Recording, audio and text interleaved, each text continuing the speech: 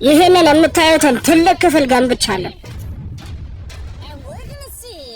እነዚህን ሁለት ሙሉ በሙሉ የማይተዋወቁ ሰዎች የሚቀጥሉት 100 ቀናት እዚህ ዝግ ክፍል ውስጥ አቆያቸዋለሁ። ሁለቱም በፍጹም አይተዋወቁ። ቤሊ፣ እቺ ደግሞ ሱዚ ነች። ሁለቱም እስከ 100ኛው ቀን መቆየት ከቻሉ እዚህ ካዝና ውስጥ ያለውን $500,000 ይወስዳሉ። ነገር ግን ከእናንተ መካከል አንዱ እንኳን አቋርጦ ከወጣ ሁለታችሁም ምንም አትወስዱ። በትክክል የገባችሁ መሰለኝ። ቻው። ይሄ እብደት ነው።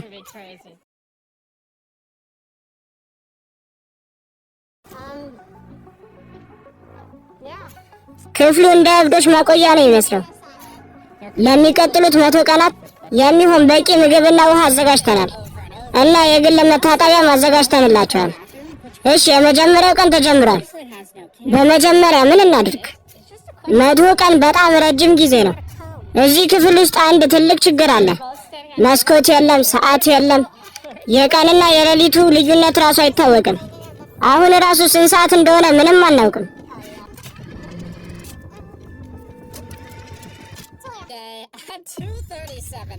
ተኝተን ስንነቃ የቆየን መስሎን ነበር። ነገር ግን ለ2 ሰዓታት ብቻ ነበር የቆየ ነው። ምርጥ፣ በጣም ምርጥ ነው። እሺ፣ ጊዜ ለማሳለፍ በካርቶን ቺዝ እንስራ። ቤሊ ኳስ እየተጫወተ ነው።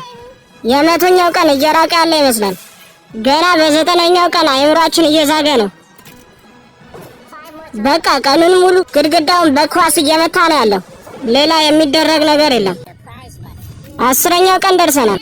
የመጀመሪያው ቻሌንጅ ጊዜው አሁን ነው። ለቀሪዎቹ 90 ቀናት የሚፈልጉትን ነገር ሁሉ የሚያበስልላቸው የግል ሼፍ $50,000 እሰጣችኋለሁ። $50,000? ያ ማለት ከምናገኘው 10%ቱን ማለት እኮ ነው። እሺ ሚስተር ቢስት፣ ይቅርብን፣ አንፈልግም። ገንዘቡን መቆጠብ እንፈልጋለን፣ ግን ወደፊት ይጸጸቱበት ይሆን? በጣም ጥሩ ስራ። 20ኛው ቀን ላይ ደርሰናል። አሁንም ቢሆን ሰዓቱ ስንት እንደሆነ አናውቅም። 20ኛው ቀን። እስካሁን ወለል ላይ ነው የሚተኙት። አሁን ሌላ እድል ልሰጣችሁ ነው። 2 አልጋዎችና መብራቶቹን መቆጣጠር የምትችሉበትን በተን አምጥቼላችኋለሁ። $50,000 መግዛት ትችላላችሁ። እባክህን ቤሊ፣ መተኛ ትፈልጋለሁ። እንግዛው።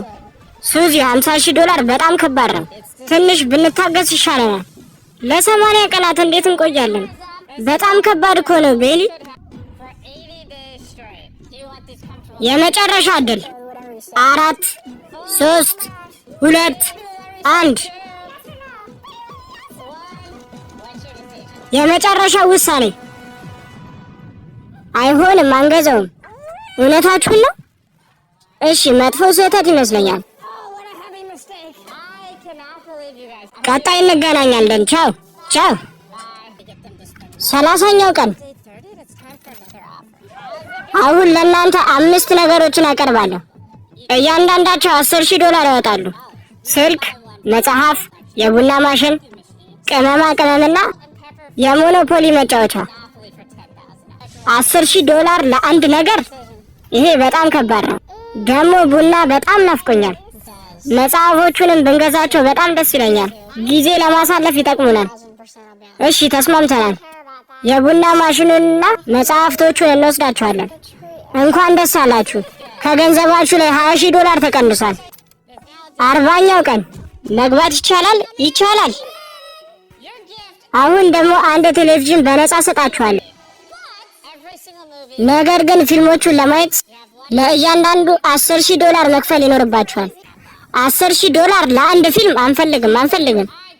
ቆይ ሱዚ፣ አንድ ሀሳብ አለኝ። ቲቪውን ከአንቴና ጋር ለማገናኘት እሞክራለሁ። ይሰራል ብለህ ታስባለህ? እዚህ ውስጥ ምንም ሲግናል ያለ አይመስለኝም። የኤሌክትሪክ ሽቦውን ተጠቅመን ሲግናሉን ለማግኘት እንሞክር። እስኪ አንዴ ቴሌቪዥኑን አብሪው። ኦ ምንድን ነው? ሰራ። 7 ቻናሎች መጥተዋል።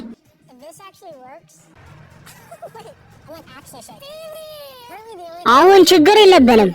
ዜናና የመኪና ውድድሮችን እናያለን። አሁን 60ኛው ቀን ላይ ደርሰናል። እንዴት ናችሁ? አሁን ደግሞ አንድ ሳጥን አቅርበንላችኋል። ይህንን ሳጥን $50,000 መግዛት ትችላላችሁ። ነገር ግን ውስጡ ምን እንዳለ አታውቁም። $50,000 ውስጡ ምንም ነገር ባይኖርስ? ገንዘቡን በከንቱ ማጣት የለብንም። እኔ ግን አንድ ጥሩ ነገር ያለበት ይመስለኛል። አይሆንም፣ መግዛት የለብንም። አሁን መግዛት ትፈልጋላችሁ? አንፈልግም ጂኒ። አሁን በሳጥን ውስጥ ያለው ምን እንደሆነ ላሳያችሁ። እዚህ ውስጥ ያለው $50,000 እና የሁለት አዳዲስ የተስላ መኪኖች ቁልፍ ነበር። ተስላውን ተመልከቱት። በነፃ ይሄንን ተወስዱ ነበር።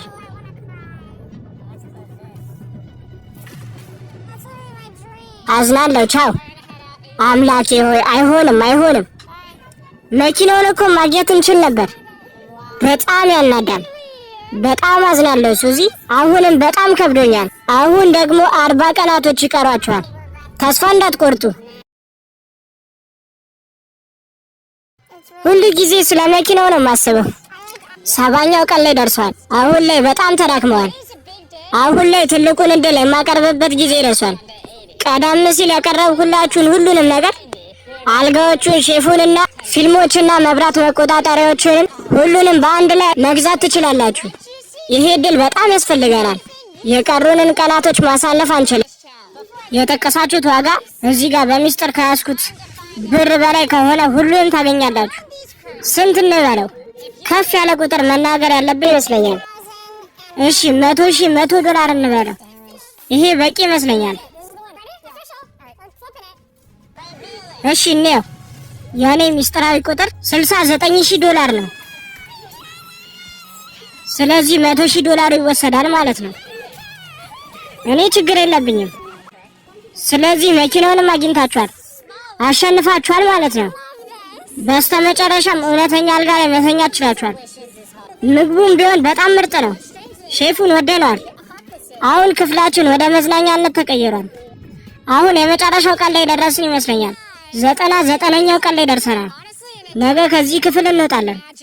እኔ ምንም ማመን አልቻልኩም። እኔም በጣም ደስተኛ ሆኛለሁ። የመጨረሻው 100ኛ ቀን ደርሷል። እንኳን ደስ አላችሁ። አሁን ወደ መጨረሻኛው ፈተና ደርሰናል። ከፊት ለፊታችሁ 2 ቁልፎች አሉ። አንደኛው ቁልፍ መካፈል ይላል፣ ሁለተኛው ደግሞ መስረቅ ይላል። አሁን በደንብ ስሙኝ። ሁለታችሁም መካፈል የሚለውን ከመረጣችሁ እያንዳንዳችሁ በካዝና ውስጥ ያለውን $360,000 ግማሽ ግማሽ ትካፈላላችሁ። ነገር ግን አንዱ መስረቅ ካለና ሌላኛው ደግሞ መካፈል ካለ የሰረቀው ሰው ሁሉንም $360,000 ለብቻው ይወስዳል ማለት ነው። ነገር ግን ሁለታችሁም መስረቅ የሚለውን ቁልፍ ከመረጣችሁ ሁለታችሁም ምንም ሳትይዙ ባዶ እጃችሁን ትወጣላችሁ። ውሳኔያችሁን አሳውቁኝ። አሁን 3 ስቆጥር በተኑን ትነካላችሁ። 3 2 1 አይሆንም። እንኳን ደስ አላችሁ። ሁለታችሁም መካፈል የሚለውን መርጣችኋል። ሁለታችሁም የሁላችሁ ገንዘባችሁ